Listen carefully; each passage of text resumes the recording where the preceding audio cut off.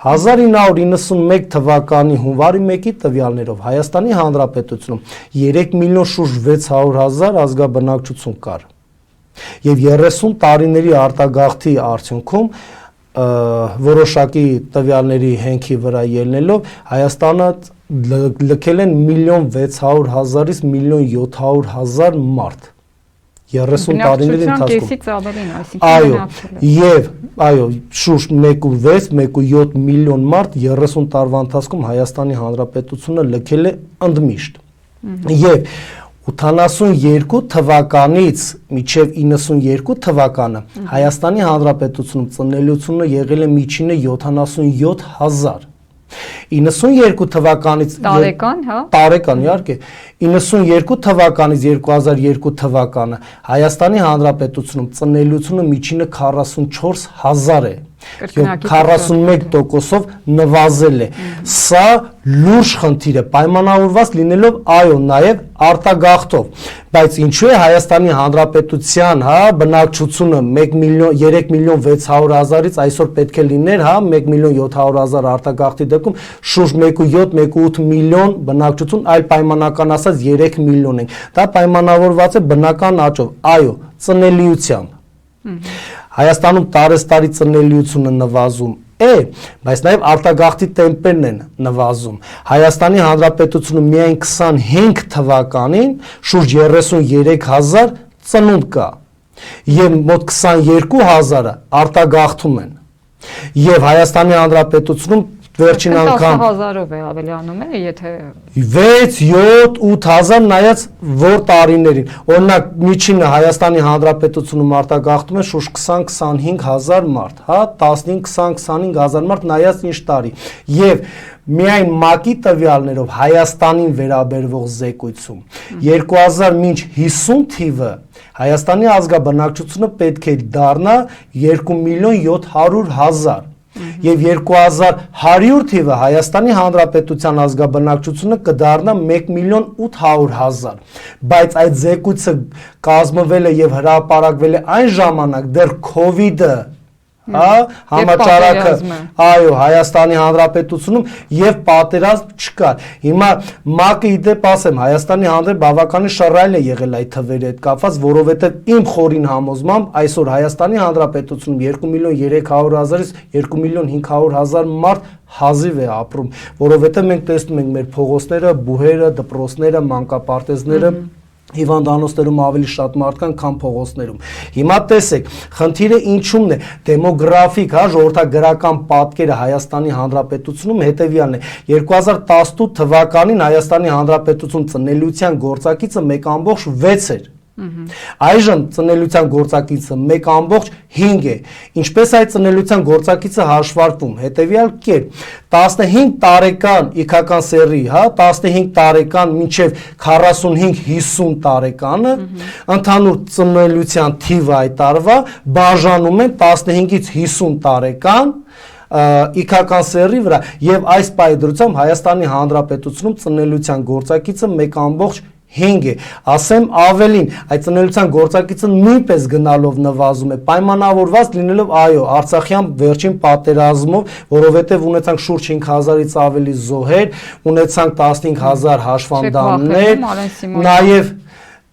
Կանդրադառնամ Արլեն Սիմոնյան, ունեցանք նաև մեծ արտագաղթ պատերազմից այսքան հիմնականում այն ընտանիքների երիտասարդ, որոնք ունեն անչափահաս տղա երեխաներ, հրաժարվեցին նաև Հայաստանի Հանրապետության քաղաքացիությունից պարզապես երկիրը լքեցին, իմ միջավայրում այդպիսի ընտանիքներ շատ կան։ Եվ տեսեք, այդ ժողովրդագրական խնդիրը բացասական է անդրադառնում տնտեսության բոլոր ոլորտների վրա։ Մենք աշխատուժի լուրջ խնդիր այսօր իրականում ունենք։ Նիկոլ Փաշինյանը ասում է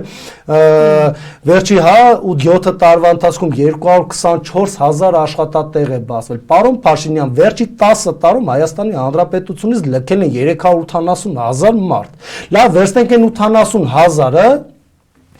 17 թվականին են լքել, 18 թվականից մինչ օրս Հայաստանի Հանրապետությունը լքել է 300,000 մարդ, սա մեկ, պատերազմը սա երկուս, ներողություն այդ 224,000 աշխատատեղ, որ այս 7 տարիների ընթացքում բացել եք, բա որտեղ են այդ աշխատատեղերը մենք չենք տեսնում, տարեկան կտրվածքով անում է 32,000 աշխատատեղ, 32,000 աշխատատեղ Հայաստանի պես փոքրիկ տնտեսություն ունեցող երկրում,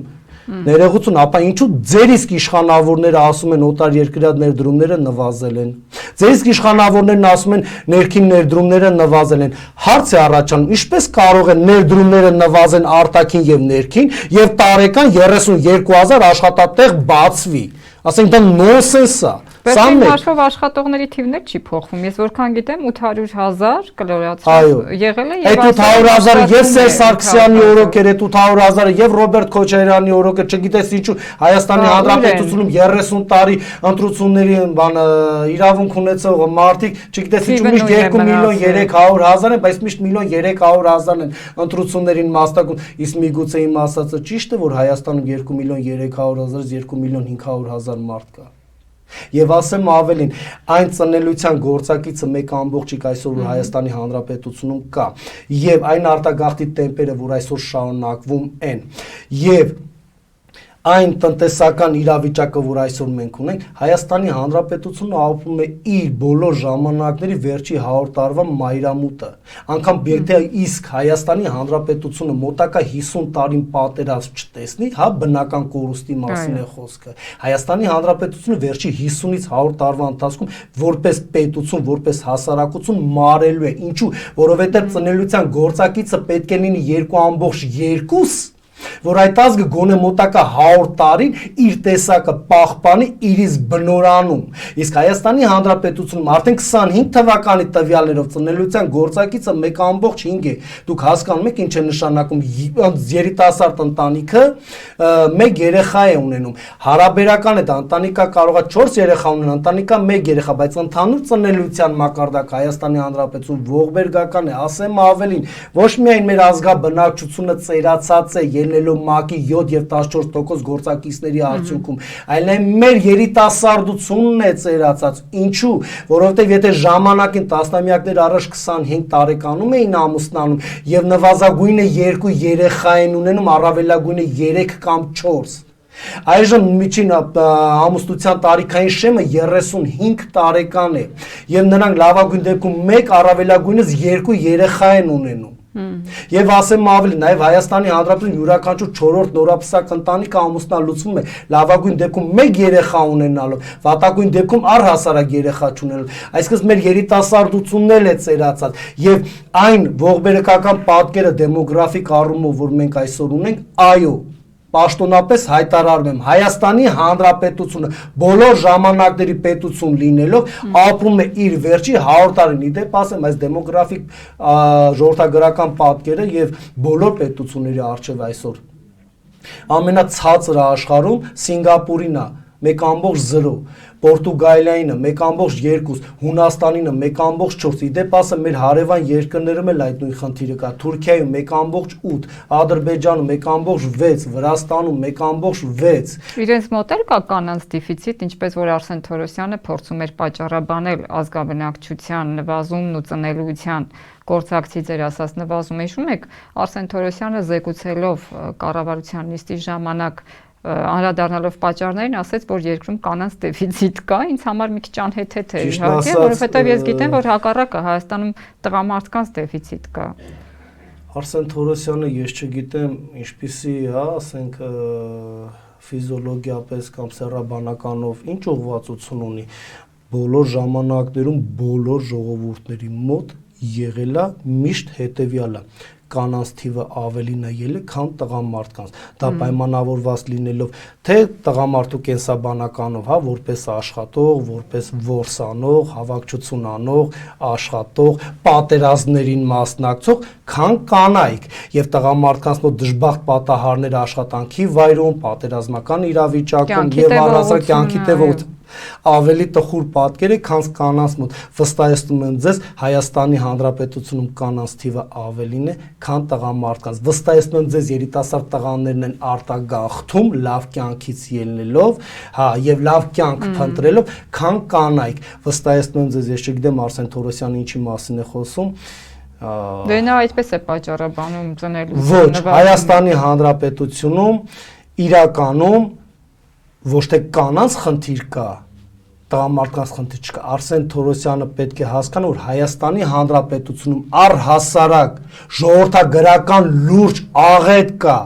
լուրջ խնդիր կա, նա գոնե գիտակցում է ինչ է նշանակում 1.5% ծնելիություն։